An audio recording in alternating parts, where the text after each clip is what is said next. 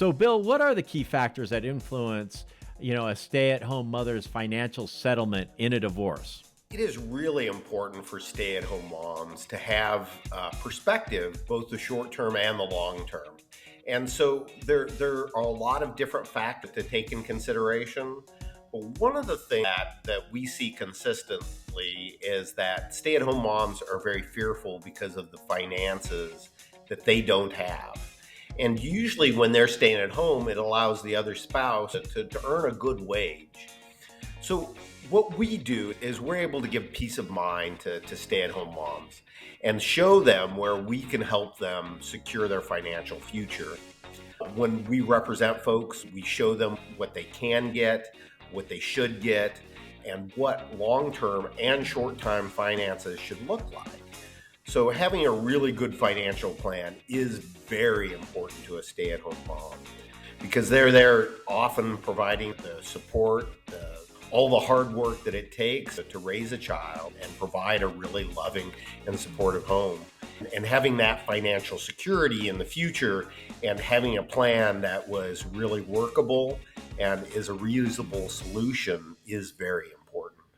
Welcome to the 805 Law Group Podcast, your source for an entertaining blend of law and legal community updates. Each week, you'll get crucial insights into family law, personal injury, criminal defense, and estate planning, along with the latest insider information about what's happening in the local legal community and high-profile cases right here on the Central Coast. Now let's get started with your host, the founder of 805 Law Group, attorney Bill Ausman.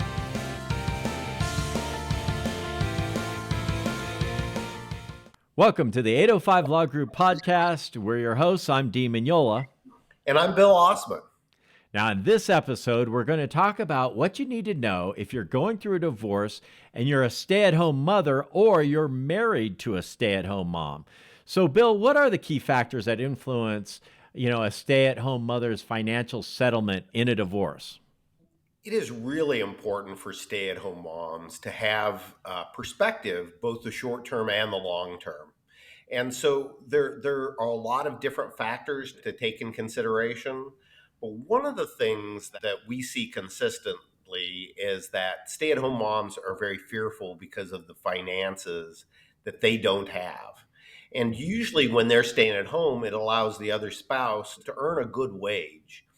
So what we do is we're able to give peace of mind to stay-at-home moms and show them where we can help them secure their financial future. When we represent folks, we show them what they can get, what they should get, and what long-term and short-term finances should look like. So having a really good financial plan is very important to a stay-at-home mom because they're there often providing the support, all the hard work that it takes to raise a child and provide a really loving and supportive home. And having that financial security in the future and having a plan that was really workable and is a reusable solution is very important. Now, it would make sense that a stay-at-home mom often claims more spousal support or alimony compared to a mom that works outside the house. What kind of determines that amount? There are different factors that determine what the spousal support is. So the courts will look at the spouse that's the earner, how much they're making, what their wages are, bonus income, commissions, whether there's other forms of income, as well as what the other parent makes. The court will sometimes look at earning capacity, depending upon the age of the children, what the parties have, as well as they'll look at what child support is. Child support is a big factor to determine what spousal support is because that comes first and then spousal support comes in on top of that. So actually childless couples will quite often get more spousal support, but there won't be child support in the middle that affects that amount that the stay-at-home parent would receive. Okay, that makes sense. What about marital assets? Are stay-at-home moms entitled to a larger share of the marital assets, such as, the family home, saving accounts, investments, things like that? Typically not, Dean. Typically, the court will look at community property, which is all property acquired during the term of the marriage, and then divide that equally. However, we've been able to successfully get a larger share depending upon the situation. The marital home is always a big asset that must be taken in consideration. We've gotten marital home exclusions for stay at home parents where they don't have to sell that residence until the children turn 18. So that is one tool that does effectively give an unequal distribution, provide safety, security for that stay at home parent as well as for their children, and secures the financial future of that spouse. Okay. Now, what would you recommend to a stay at home mom to protect her interests during divorce negotiations? Well, there's several things that to take in consideration is both the short term and the long term. The short term of getting the bills paid and taking care of the children's needs and making sure that there's provision for attorney's fees and costs so that one parent can pay the that of another. And then looking at long term, quite often we'll look at retirement accounts, we'll look at how that should be divided, we'll look at different assets. Sometimes it requires selling some assets, sometimes Mhm. that requires a reshuffling of priorities. And so that's really important to sit down with your legal team, take a good look at that, and have a good strategy going into negotiations and even the courtroom. Are you enjoying the 805 Law Group podcast so far? Make sure you never miss an episode by hitting that subscribe button now. This podcast is made possible by listeners like you. Thank you for your support. For more information about 805 Law Group, visit our website, 805lawgroup.com. Now, let's get back to the show. Now, when it comes to a single mom, would you say it's more important for a stay at home mother to seek legal counsel during the divorce process? And if so, why? Yes, I think it's really important for a stay at home mom to have good legal counsel. There's a lot riding on here, and errors can compound.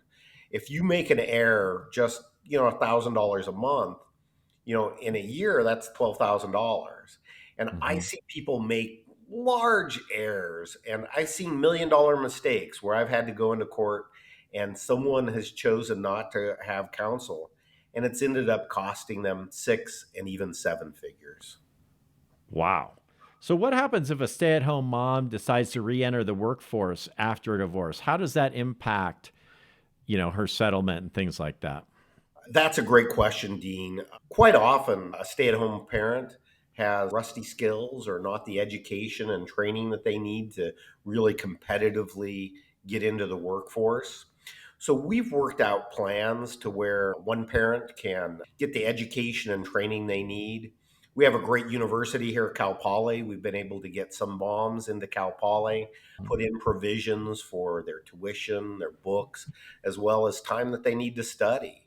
And so we've got spousal support awards, property awards that will accommodate that, and plans that will effectually allow them to re-enter the workforce by getting the education, the training, the experience that they need to succeed and help their families succeed. Okay. Now, how would you recommend that a stay at home mom plan financially for life after divorce? How is life going to feel different? It's going to feel different in a lot of different ways. One, you become the only parent in most situations where you may have a parent, and we encourage co parenting. The day to day, the situations, you have to rely on yourself. Hmm. Secondly, financially, it's very difficult. When you have the financial resources of both parties, you only have half of that now. And Hmm. so it does take a lot of adjustments. It takes adjustments of lifestyle, it will take adjustments of routine, of schedules. So, good planning and good professionals to provide advice and insights is really important when a stay at home parent is going through this process and finding results and a solution that they can live with. We've been able to help parents come up with amazing solutions that hadn't thought of, and it's very satisfying to see families get the solutions they need and able to put the pieces of their lives together and make it even stronger and better than before the divorce. Oh, that's encouraging. All right. Well, thank you, Bill. Well, that's going to wrap up this episode of the 805 Law Group podcast. If you enjoyed the content, go ahead, drop a like below, and make sure you hit that subscribe button and the follow button, depending on what platform you're on. And of course, turn on those bell notifications if you want to know about future episodes that will be dropping soon. And also feel free to comment below if you have any questions or feedback. Any final words, Bill? I'd like to encourage our listeners to come see our website. We have a lot of great resources there, and we'd love to help you on your journey. Excellent. And that's 805lawgroup.com. Awesome. Well, thanks for watching. Thanks for listening, and we'll see you on the next episode. Thanks for tuning into this week's episode of the 805 Law Group podcast. Don't forget to visit our website, 805lawgroup.com/podcast. where you can subscribe to the show on iTunes, Spotify, or Amazon Music, so you never miss an episode. If you found value in the show, we'd love it if you could rate it on iTunes or even tell your friends. Make sure to join attorney Bill Ausman next week for another informative and entertaining episode. Remember, at 805 Law Group, we're turning law into empowerment, one episode at a time.